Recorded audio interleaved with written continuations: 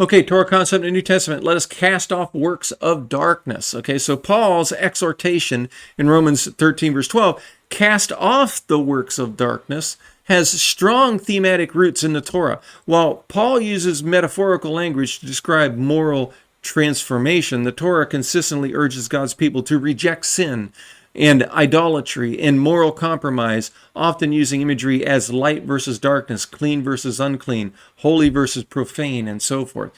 For example, casting off sin and darkness, it says in Deuteronomy 13, verse 5 and 17, verse 7, it says, put away the evil from among you. Okay, so Israel is commanded to purge evil from the community, which is a decisive rejection of sin. The next is moral separation. It says in Leviticus 19:2, be holy for I am holy. So holiness requires separation from impurity and separation from moral darkness. And the next is rejecting idolatry and corruption. It says, do not follow other gods. It says in the Ten Commandments in Exodus 20, verses 3 through 5, and Deuteronomy 7, verses 25 to 26. Idolatry is described as defiling and detestable works of darkness to be destroyed. Okay.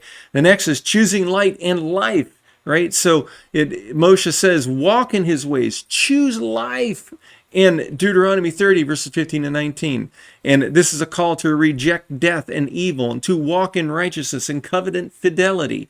Paul's metaphor of casting off the darkness and putting on light echoes the Torah patterns here of moral clarity, separation from sin, actively purging the evil influences, daily choice to walk in God's ways, and holiness as identity and a lifestyle. Okay, so the Torah doesn't use the phrase works of darkness, but it repeatedly calls Israel to remove, destroy, or purge anything that defiles, whether physically, impurity, idolatry, or moral corruption. Okay, so again, it's obvious this is how Paul teaches Torah. The Torah has not passed away.